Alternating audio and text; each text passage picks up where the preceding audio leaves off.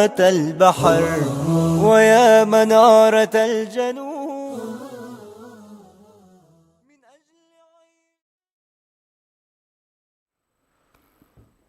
بسم الله الرحمن الرحيم. الحمد لله رب العالمين، والصلاة والسلام على نبينا محمد وعلى آله وصحبه أجمعين، أما بعد.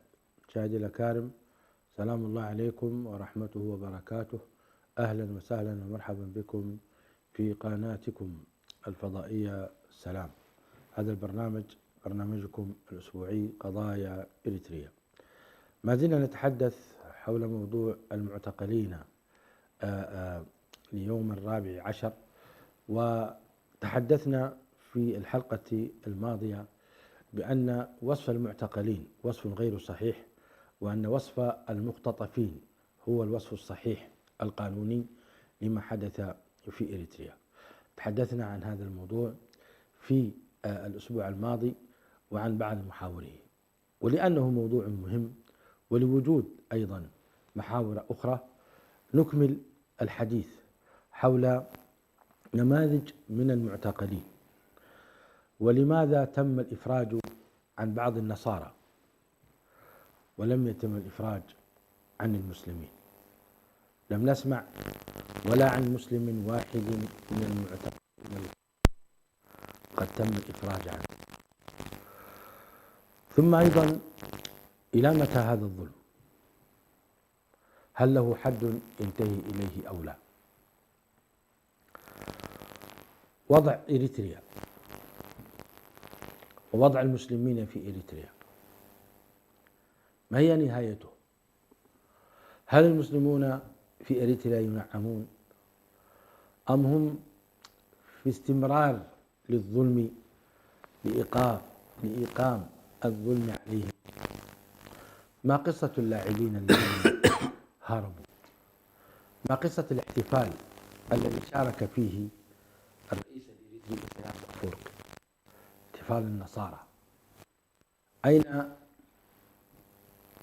المسلمون من احتفالاتهم ومن اجتماعاتهم التي تقوي بعضهم بعضا؟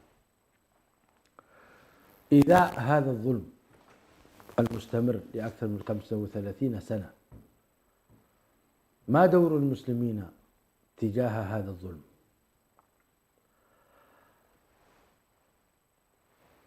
كذلك نحب أن نطرح سؤالا مهما أيضا: ماذا حدث في أكسوم؟ ماذا حدث في مسجد من مساجد أكسوم؟ ما الذي حدث قبل أسبوع أو أسبوعين؟ وما دور المسلمين الإريتريين والأثيوبيين تجاه ما حدث في هذا المسجد؟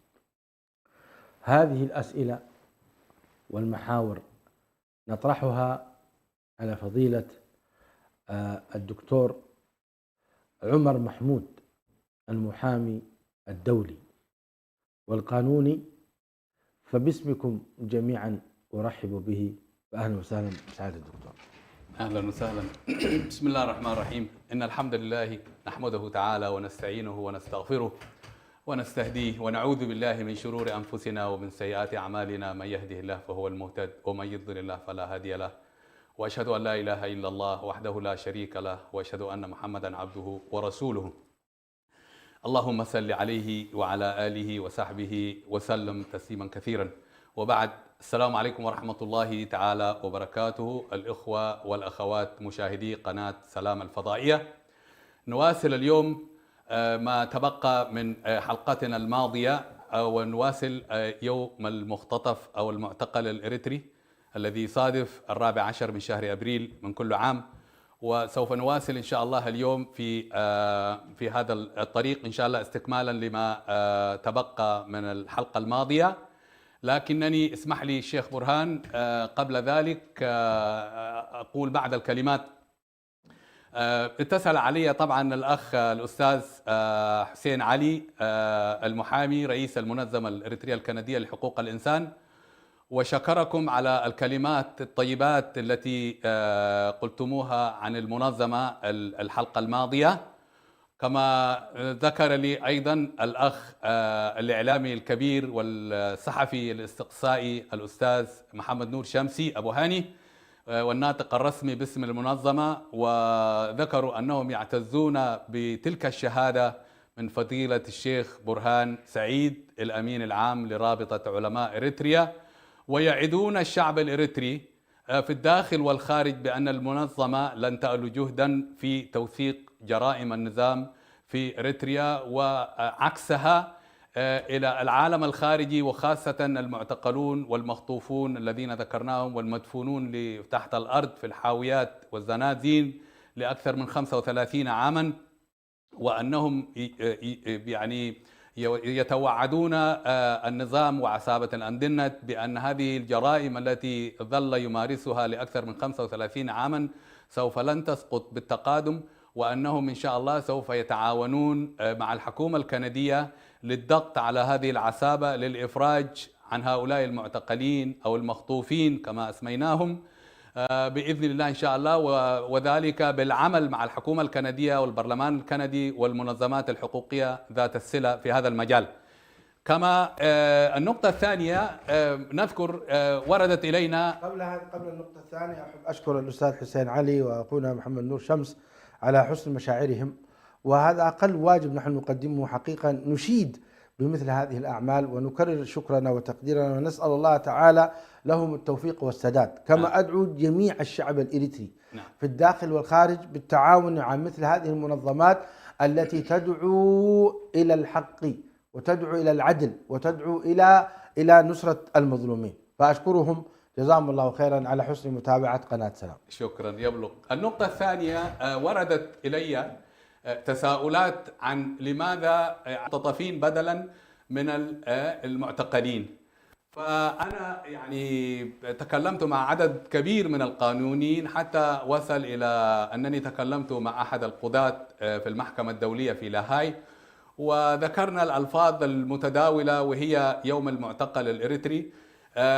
فذكرنا أنه المختطفين طبعا يعني لماذا اخترنا المختطفين؟ المختطفين في العادة تتم بين جهة إجرامية تمارس العنف ضد فئة مسالمة، هم في هذه الحالة هم المعتقلون أو المخطوفون من المشايخ والعلماء والصحفيين والوزراء والمسؤولين في إريتريا. فلفظ المختطفين من هذا الجانب هو يعتبر الأصح والأفضل وطبقا للقوانين الدولية. كما نذكر في بداية عام 2023 أكتوبر كان الكيان طبعا يصر بأن الرهائن أو الأسرى لدى المقاومة الفلسطينية كان يطلق عليهم بأنهم مخطوفين، لكنهم طبعا باعتبار أنه كانت هذه معركة بين طرفين وكل طرف كان يحمل سلاح، فلفظ الأسرى هو يمكن الأصح.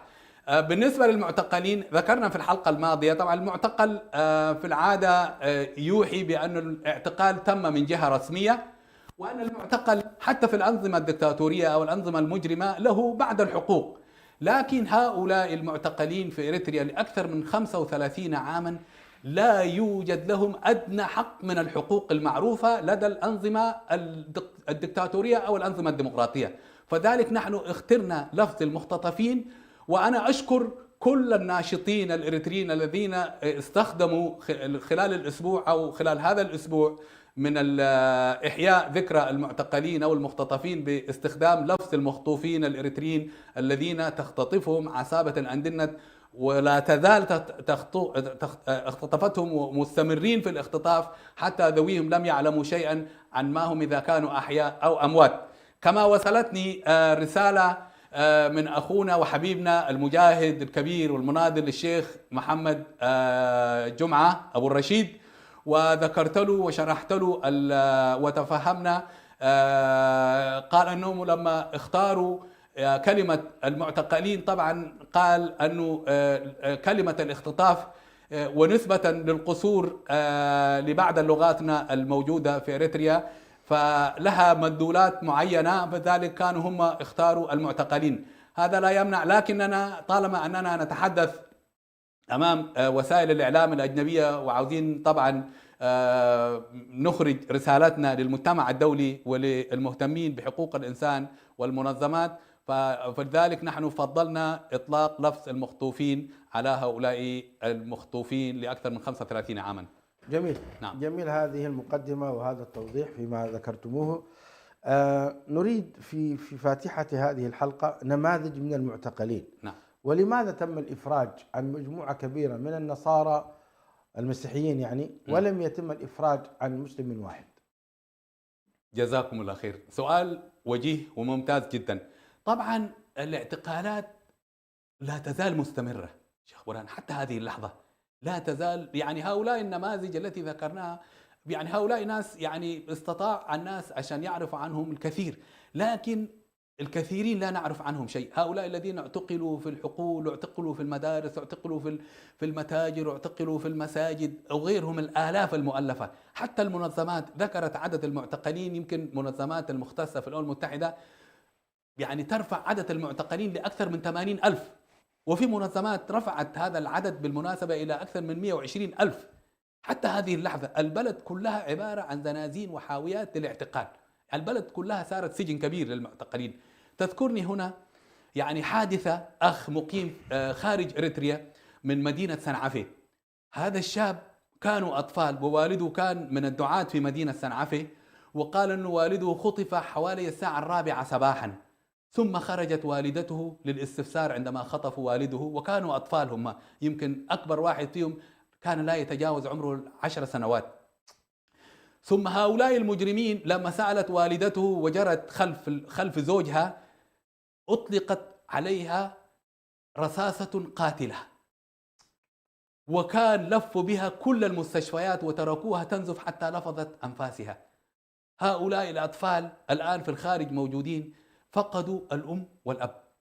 هذه نموذج من القصص التي تدمي القلب. هذه يعني أشياء مورست ضد الشعب الإريتري، وناس كثيرة لا تعرف عنها شيء سبحان الله. ومنها يعني الأخ أخونا أبو هاني ذكر ابن عمه كان خطف قال سنة 92 واعتقل لمدة 10 سنوات، وتعرض لتعذيب رهيب رهيب، حتى يمكن بعد 10 سنوات أفرج عنه هذا الشاب، وكان في حالة يرثى لها الجبين، في حالة تدمي القلب، حتى فقد عقله وسلموه لأهله. وبعدها قال أنه تعرض لشحنات كبيرة من التعذيب الكهربائي وكذا، وفقد عقله، والآن موجود في الخارج أيضا. يعني سبحان الله. كان ذكر الأخ أبو هاني فيما ذكر هذا المجرم زعيم العسابة، ما عايزين نذكر اسمه كما ذكرنا نلوث لساننا باسمه، كان يحقق بنفسه مع المعتقلين في سجن سنبل.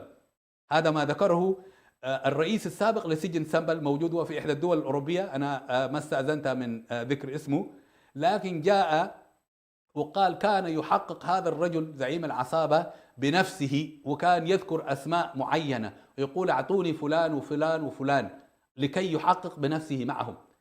الآن ربما يتساءل يعني شخص ويقول رئيس دولة، من أين له هذا الوقت ليأتي لسجن معين ويحقق مع السجناء أو مع المخطوفين واحدا تلو الآخر؟ يجب أن نعرف أن هذا المجرم لا يعتبر نفسه أنه هو رئيس دولة، وإلا إذا كان هو رئيس دولة أو شبه دولة كما يقول بعض الناس، أو شبه دولة حتى، هل له وقت أن يحقق مع أي يعني سجين من المخطوفين بنفسه وكذا؟ هذا الرجل لا يعترف أنه هو رئيس دولة، يعترف أنه هو زعيم عسابة وما عنده شغل أصلا. هو هدفه الأول والأخير تفريق القدم اللي موجود فيه ضد المسلمين الإريتريين، وهذا كان ديدنه لأكثر يمكن من 65 عاما. طيب دكتور عمر محمود، نحن خلال 35 سنة نعم. ونحن نتابع أوضاع المسلمين في إريتريا. نعم. وجدنا أن هذا النظام يعتقل الدعاة والمشايخ، ويعتقل أيضا التجار المسلمين، ويعتقل أيضا يعني أو يختطف أصحاب الرأي والمفكرين. ولم يقدم هذا النظام للشعب الإريتري خلال 35 سنة لا جامعات بناها، ولا مستشفيات شيدها، ولا طرق أصلحها. هذا النظام خلال هذه الفترة رأينا أنه يقوي جانب المسيحيين ويضعف جانب المسلمين. يظهر لنا أنه ظالم على الجميع أو ظالم للجميع، والذي ظهر لنا في خلال ال5 سنوات الماضية أنه متعاطف جدا مع المسيحيين وشديد على المسلمين.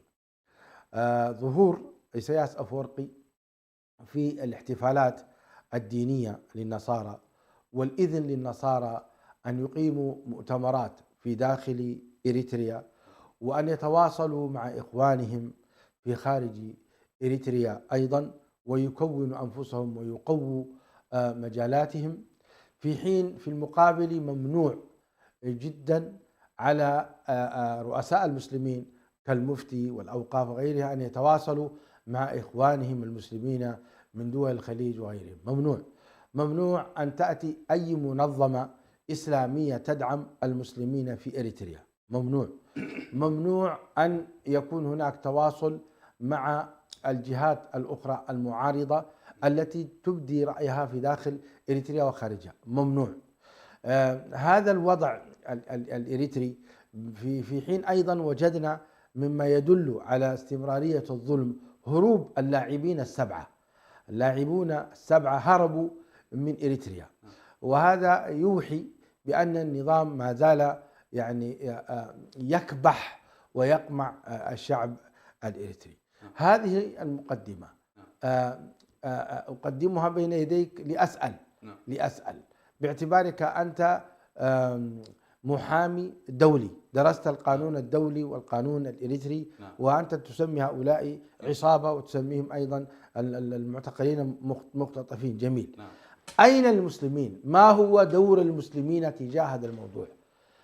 المسلمون يعني يرون هذا الضعف المستمر للمسلمين. أين دور المفتي؟ أين دور الأوقاف؟ أين دور المسلمين في الخارج؟ أين دور المسلمين في في في في المنظمات الإنسانية وفي أيضا الأحزاب السياسية؟ أين دورهم؟ أين دورهم؟ أريد أن أفهم وضع المسلمين تجاه. هل نحن نكتفي بيوم المعتقل 14 من إبريل ونصدر البيانات؟ هل هذا يكفي؟ هل هذا ينجينا أمام الواقع الذي نحن نمر به؟ كل يوم نحن نضعف، المسلمين كل يوم يضعفون. إذا كان الجيش الإريتري الصف الأول مسيحي، الصف الثاني مسيحي، الصف الثالث مسيحي، الصف الثالث والرابع مختلط بين المسيحيين والمسلمين. بارك الله فيك. فأريد جوابا لهذا الوضع. شكرا على السؤال. الموضوع أكبر من كذا، يعني الموضوع يعني كومبلكس، معقد أكثر من كذا. هذه العصابة لما جاء سنة 91 كان لها أهداف معينة، ذكرنا هذا الكلام في غير محل طبعا، مش كده؟ ذكرنا هذا الرجل يعني هدفه الأول والأخير اللي هو مثلا يعني اختطاف المشايخ واختطاف الرموز ومحاربة المسلمين في أرزاقهم ومنع بناء المساكن ومنع ترميم المساجد ومنع بناء المساجد. كل هذه السياسة، نشر الفقر المنظم على المسلمين وغيرهم وكذا، يعني هذا الرجل له أهداف محددة. كل هذه السياسة الهدف الأخير منها إيه هو؟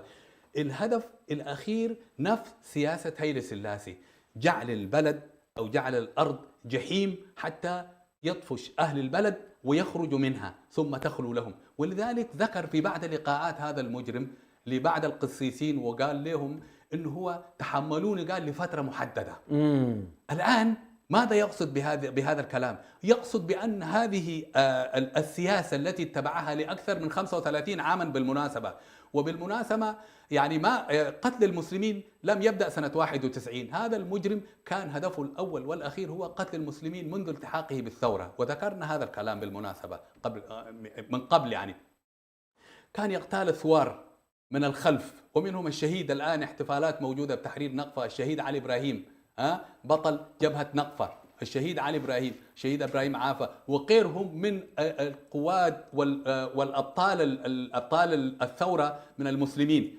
ثم ختمهم بالاعتقالات اللي عملها في بداية ما يسميه الاستقلال وحتى يومنا هذا. هذا الرجل الآن أنت ذكرت شيخ برهان بأنه في ال5 سنوات الماضية فتح يمكن بعد الأبواب أو بعد الحريات للنصارى من افتتاح الكنائس وحضوره هو شخصيا للاحتفالات النصارى، ومنها الاحتفال الأخير في عيد الفصح الماضي والذي كان وسط القسيسين ويحتفل معهم. هذه السياسة التي اتبعها لأكثر من 35 عاما لا زال هذا المجرم يواصلها. الآن الاستفزاز وصل به مرحلة لا تطاق. لماذا بعض المسلمين يدافعون عنه؟ أيوة، لماذا بعض المسلمين من أبناء إريتريا يدافعون عن هذا الظلم؟ لماذا؟ سؤال جميل جدا، وهذا هو ما يعني وظلم ذوي القربى أشد مذادة من ذوي على الواقع من سيف المحسن. نعم. هؤلاء الجواسيس الذين ارتضوا لأنفسهم بأن يكونوا جزم للجزم، شو اسمه الكلام هذا؟ جزم للأندنة. لا بدون نتحفظ. نعم يمكن تتحفظ، لكن نعم. هذا أنا كلامي. هؤلاء بدون أن نسب أحدا، لأنهم إخواننا في النهاية. لا نسب أحدا. أي نعم، هم إخواننا بس ربما الصورة ما وضحت لهم. اسمح لي أنا لما أقول مثلا جزم أو خدم للمجرمين، هؤلاء الأندنة اللي كانوا آبائنا وأجدادنا ما كانوا يعتبروهم حتى يعني ما كانوا يعطوهم أي قيمة، هؤلاء الجواسيس ارتضوا لأنفسهم لخدمة هؤلاء الجواسيس. تخيل لما تكون خادم لجاسوس، يعني كان من الأفضل لكي تكون جاسوس لمن شقل الجاسوس حتى الأول، مش كده؟ طيب هؤلاء الذين يقولون على هذا المجرم زعيم العسابة فخامة الرئيس فلان وفخامة كذا وفخامة كذا، ونقول لهم يا جماعة إذا لم نعتبر أنه إريتريا محتلة من قبل عصابة مجرمة ليس لها علاقة لا بالأرض ولا بالإنسان الإريتري، عندما نتوسل إلى هذه الحقيقة سوف نخرج هؤلاء المجرمين، هذه العصابة التي يعني تحكمت وسيطرت وقتلت وشردت لأكثر من 35 عاما. الآن هذه الأموال التي كدستها، اسمح لي باشا برهان، هذه الأموال التي كدست لأكثر من 35 عاما وهي بالمليارات بالمناسبة، موجودة في بنوك سويسرا وهونغ كونغ وروسيا وغيرها ودبي والدول الأفريقية وغيرها. متى حتأتي هذه الأموال؟ هذه الأموال سوف تأتي عندما يخرج آخر مسلم من إريتريا. ولذلك قال هذا المجرم للقسيسين ومن كان معه تحملوني لفترة بسيطة سوف تعذبون. قال هذا الإجراء الحاصل في البلد الآن سوف يعاني منه مين؟ النصارى والمسلمين سوف يعانون من الوضع الاقتصادي البائس الذي موجود في البلد.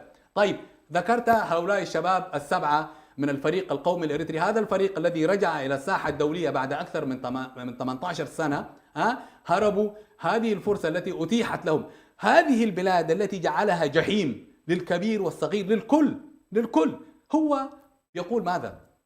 يقول هذا الوضع سوف لن يستمر طويلا. الآن هو يعتقد بأنه على مشارف النهاية.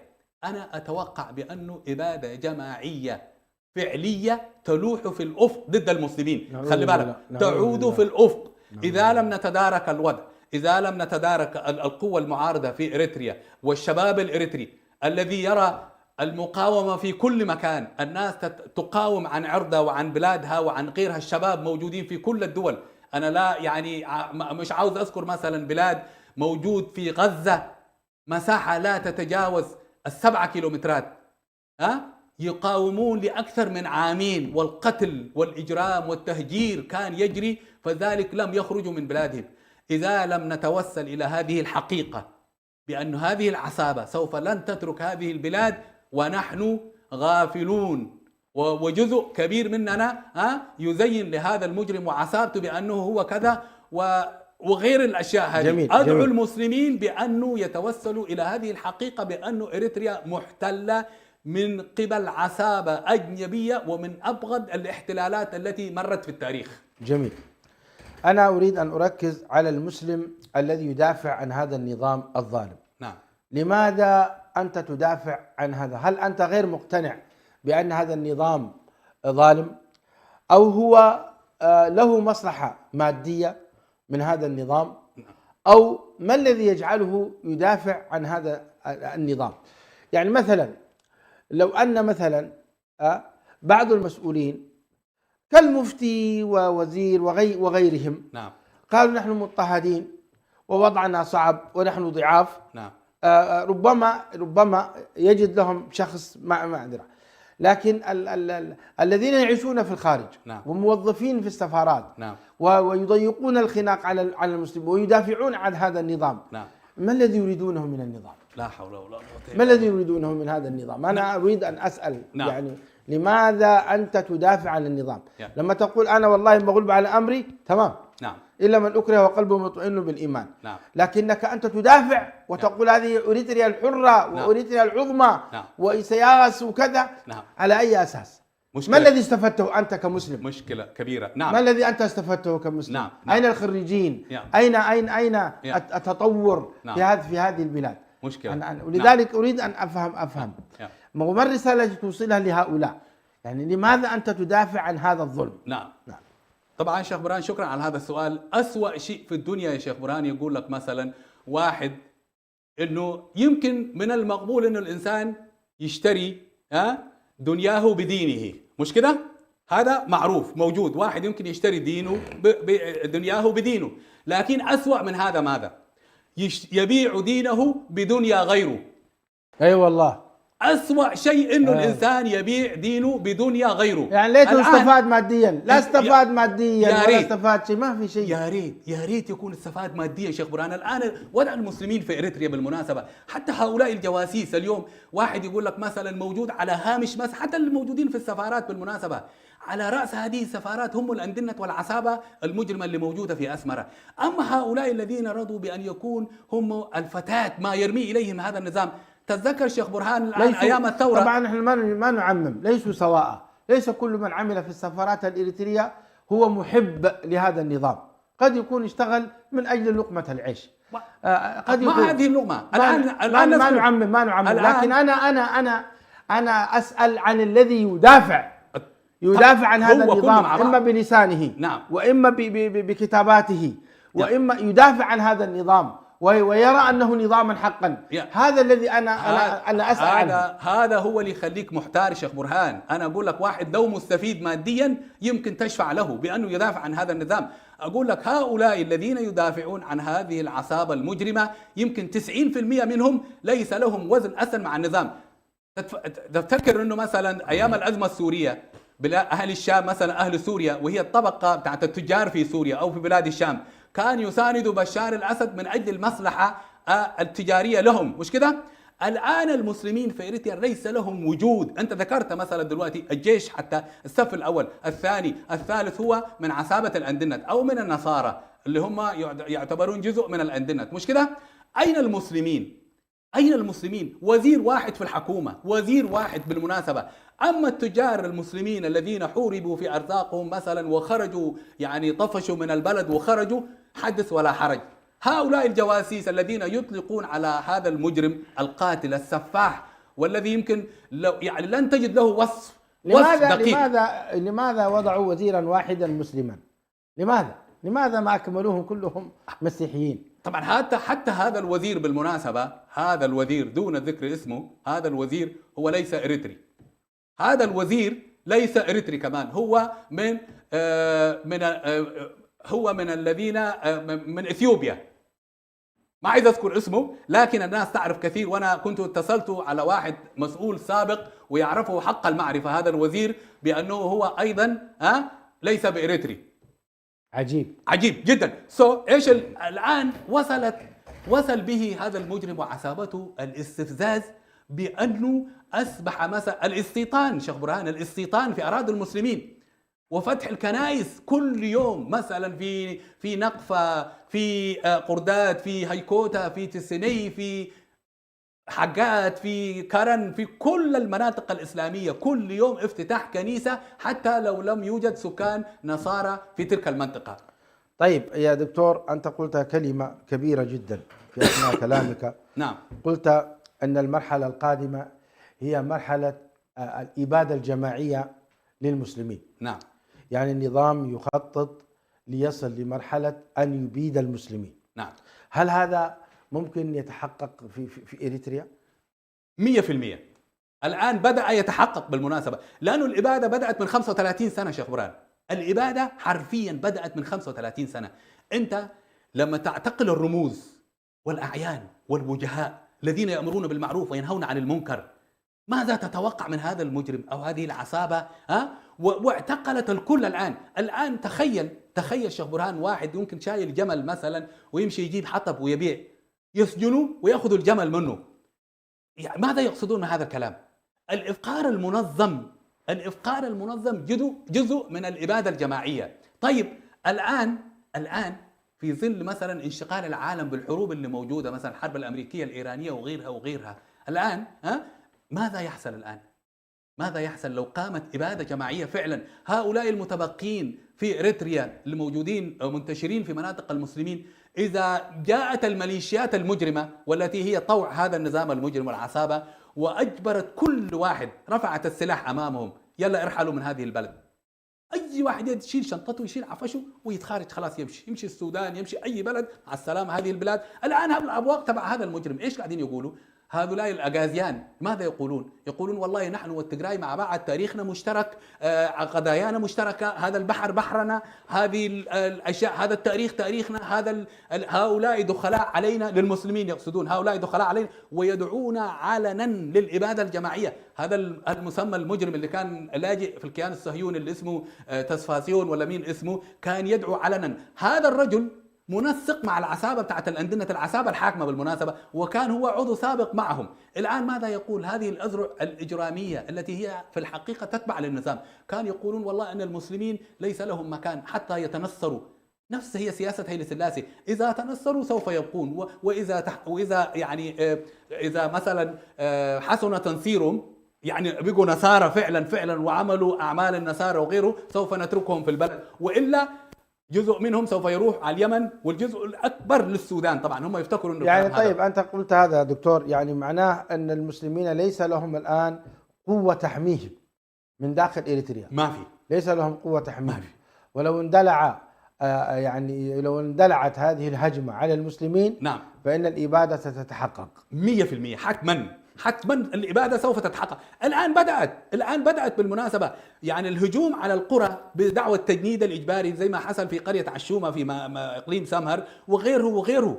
يعني العصابات، هؤلاء المجرمين الضباط اللي هم ضباط الأمن والمخابرات والجيش، يأتون إلى قرى معينة ويسألون عن أشياء، ينهبوا الأموال وغيره، وكل من يعترض سبيلهم هو مسير القتل، مش كده؟ بدون يعني هذا المجرم زعيم العصابة أعطى للضباط من المخابرات والأمن والأجهزة الأمنية حصانة كاملة من العقاب، حصانة كاملة من المساءلة. إذا أنت مثلا ضابط قتل أي حد، ما في حد يسأله بالمناسبة في الشارع، ما عليك ذو القتيل يشيلوا القتيل ويدفنوه كده، حتى ما يحق له من يسأله بالمناسبة. إذا سألت أنت تعتقل كمان وتقتل بالمناسبة كمان. نفس النماذج اللي ذكرناها في الحلقة اللي فاتت، الطفل النصراني اللي ذكر قال لماذا صودر، قال حماره كرمك الله، وقتل في الحال، وغيره. أصحاب الجمال الذين مثلا هم يمكن يجمعوا الحطب لوسيلة للرزق مش كده، وغيرها، وهذه الأحطاب التي تستخدم في الطهي وغيره، إذا قبض عليهم تسادر الوسيلة ويقتل، ربما يقتل صاحب الجمل أو صاحب الحمار أو صاحب الدابة، ويلقى به في الزنازين، ولا حد يسأل عنه، لا أهله يعرف عنه ولا غيرهم. هذه الأشياء كلها مخطط لها من زمان شيخ برهان، مخطط لها، ليست جديدة بالمناسبة. وهذا هو ما يحزننا الآن، نحن الذين يقولون قال على هذا المجرم زعيم العصابة، فخامة الرئيس وغيره، أي رئيس؟ أين البلد؟ ماذا فعل عقلاء المسلمين من هذا الخطر الشديد؟ ما الذي قدمه؟ للأسف لم نفعل شيئا. حتى المعارضة لأكثر من 35 عاما تعقد المؤتمرات في أديس أبابا، في غيرها، في كل المدن، وتطلع ببيان، بيان إدانة، بيان استنكار. نحن لم نفعل كما يفعل الفلسطينيون، بأننا دعمنا أهل الداخل عشان يصمدوا للحفاظ على ممتلكاتهم، على مزارعهم، على تجارتهم، على كل شيء. حتى أهملنا أسر المعتقلين والمخطوفين، أهملنا أشياء كثيرة أمان. لا الآن الشباب الإريتري، وأنا أدعو هنا الشباب الإريتري لكي يتصدى لهذا الإجرام الذي تمارسه العصابة لأكثر من 35 عاما. الشباب، أمل الشعب الإريتري على الشباب، كما قامت ثورة عواتي وغيره على الشباب. الآن نتمنى على الشباب بأنه يغير المعادلة، لأنه كما ذكرت شيخ برهان أنه إريتريا سوف تفلت مننا قريبا. هذه البلاد التي ضحى جدودنا وآبائنا من أجلها وقتلوا وعذبوا وشردوا، الآن على مشارف أننا أن نفقدها في وقت قصير. وهذا الكلام ما فيه مبالغة بالمناسبة، طبقا للمنظمات الدولية وطبقا لما يجري على الأرض، أن هذا السيناريو آتي قريبا إذا لم نتداركه. الله المستعان. ما الذي حدث في أكسوم، في إحدى مساجد أكسوم؟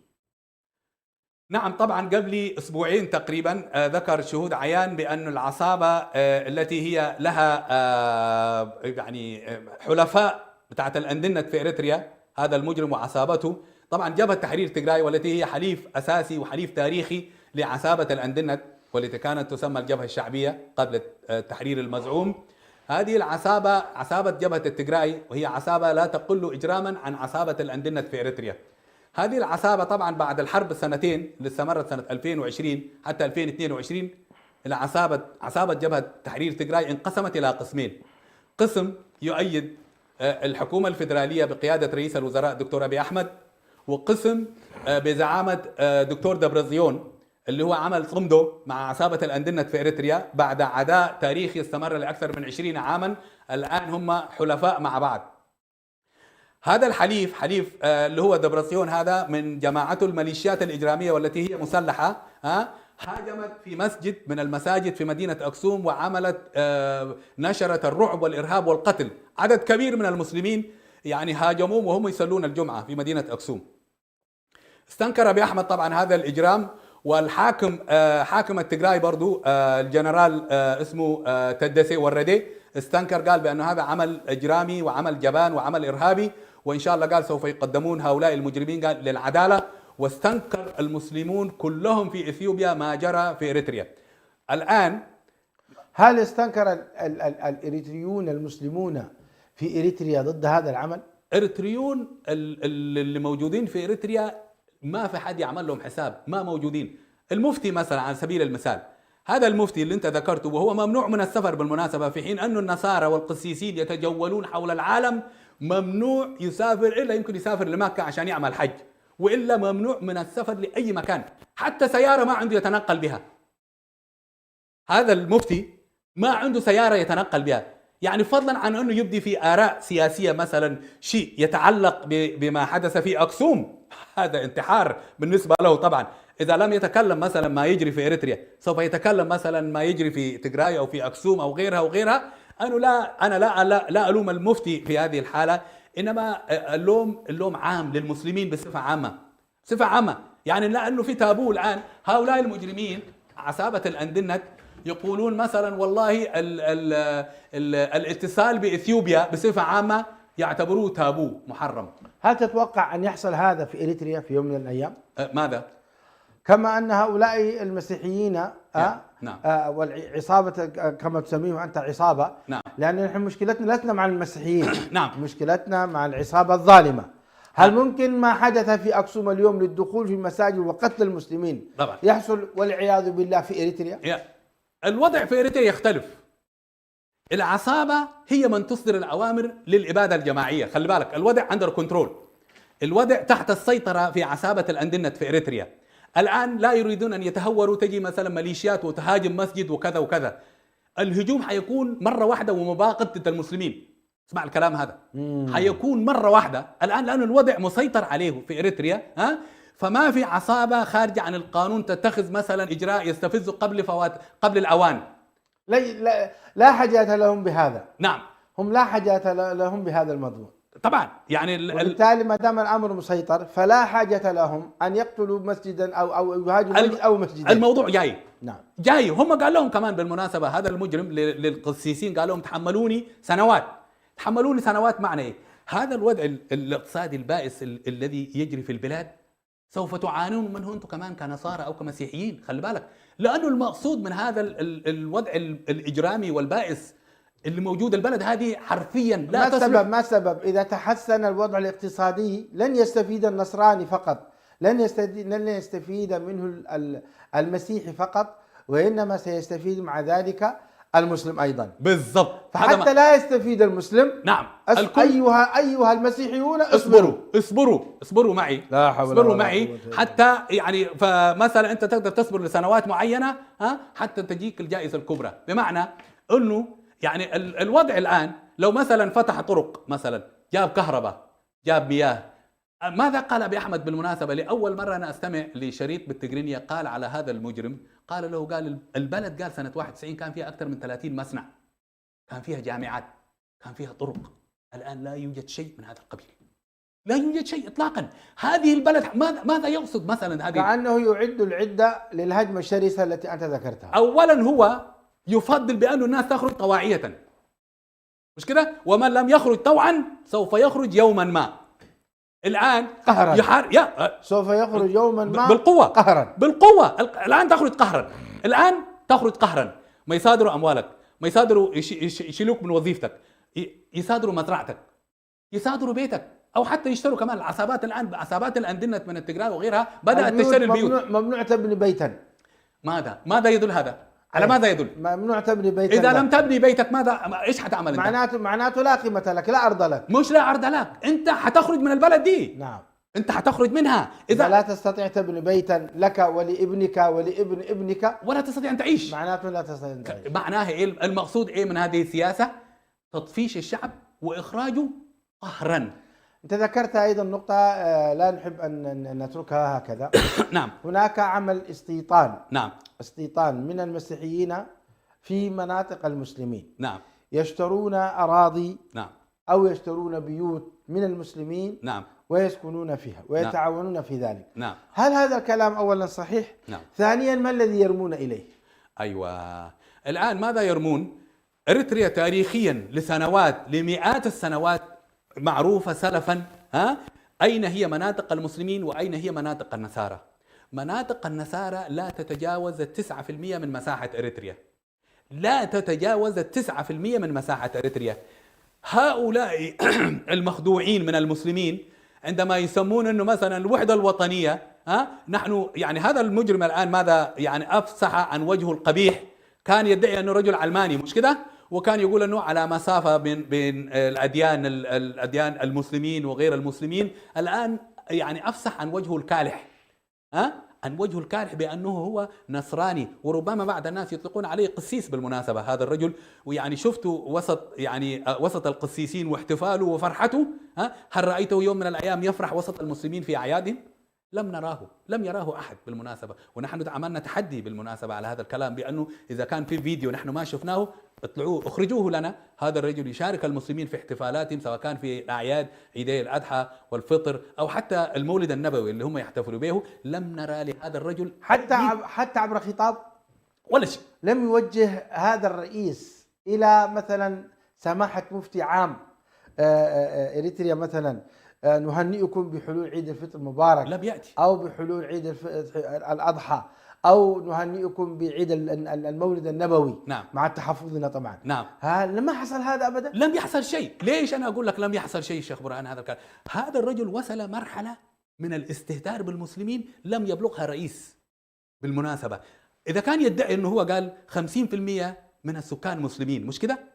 ونحن طبعا معترضين على هذه النسبة، هذا الكلام طبعا غير صحيح، فلنفترض أنه هذا الكلام صحيح، مش كده؟ صحيح. طيب أنت 50% من شعبك، 50% من شعبك ما تهنئوا. يعني كل سنة من الأعياد يقول لك مثلا يجي المذيع في التلفزيون الرئيس. ربما لا يجوز تهنئة المسيحي للمسلم في أعياده، ربما لا يجوز عندهم في هذا المعتقد. لا هو مسيحي، هو قاعد يقول انه هو انسان علماني، مش كده؟ ايوه. هو ليس مسيحي ولا مسلم على حسب كلامه. نعم. انه رئيس الدولة يعني على مسافة واحدة من الأديان، مش كده؟ طيب احنا ما عندنا موجود في الدول الغربية، موجود معظم الرؤساء نصارى ومسيحيين، يجوا في المصلى، يجوا في المساجد ويهنئوا المسلمين.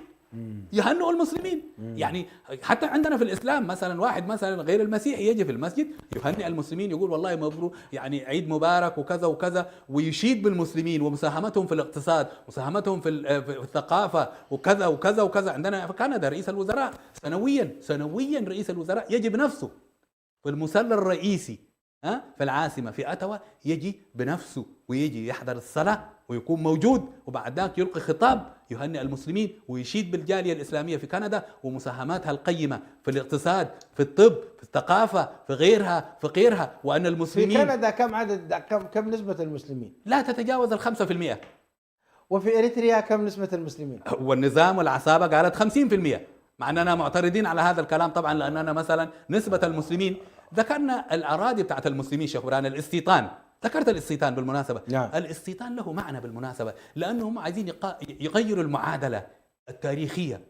يعني الأقاليم الثمانية، 5 أقليم من الأقاليم هذه ملك للمسلمين، ما كان يوجد فيها ولا نصراني بالمناسبة، وهي 89 مش 89 بالمناسبة عفوا، يمكن 93 ل 92 91% من أراضي إريتريا ملك للمسلمين.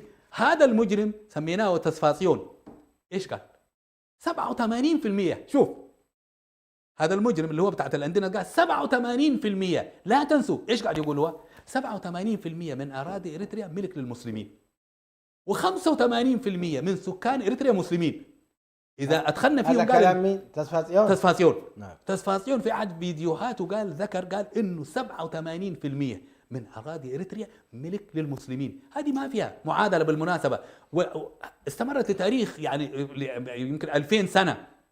هذه الأرض منذ دخول الإسلام إلى إريتريا، هذه الأرض النظام ايش يعمل؟ يعني يتلاعب بالتاريخ والجغرافيا وكذا، اقليم كذا واقليم كذا، ويسرق من الاقاليم وكذا. نحن الان نبدا بالاشياء البسيطه كمسلمين، نرجع الى الاقاليم القديمه. الاقاليم القديمه، التقسيم القديم للمسلمين، وكل اصحاب اقليم اذا لم نتجمع كمسلمين ماذا نفعل؟ طيب اقليم السمهر، اهل سمهر يدافعوا عن اقليمهم، اهل بركه، اهل القاش، اهل الوسط، اهل الساحل، اهل ذنكاليا، كل واحد يدافع عن اقليمه، وبعد كده المسلمين يلتقوا والبلد تتوحد. اما اللعب على المسلمين باسم الوحده الوطنيه وسرقه اراضي المسلمين والوحده الوطنيه لم يستفد منها احد مسلم، هذا لعب وضحك على الذقون. أشكرك دكتور عمر محمود على هذه الكلمة. معك دقيقة واحدة تختم بها ما ذكرته في هذه الحلقة. نعم، جزاكم الله خير، شكرا على إتاحتكم لي هذه الفرصة. الآن أطلب من جميع الإريتريين في الداخل والخارج بأن هذا الأسبوع، هذه ذكرى المعتقلين أو المختطفين، بأن تستمر نشر الوعي، الندوات وغيرها. كل من يقدر مثلا على حمل السلاح يحمل سلاح. أي واحد له تخصص مثلا في المالية، في الاقتصاد، في الهندسة، في الإعلام، في غيره، في التكنولوجيا، كل واحد على ثغرة من ثغور هذه البلاد. فلا تؤتين هذه البلاد من قبل ثغرة أحدكم. أي واحد يعتبر أن هذه المسؤولية مسؤوليته، بغض النظر ما في حد يقول لك أنه أعمل كذا وكذا. يعني التفريط في أراضي المسلمين حرام. هذه الأرض المباركة، أرض الصدق، أرض السحابة، أرض الصدق التي يعني ضحى أجدادنا وآبائنا من أجلها، لا أريد أن نفرط فيها. وأدعو الشباب الإريتري لعمل أي شيء يتطلب للحفاظ على هذه البلاد وأهلها ودينها وأرضها وسمائها وبحرها.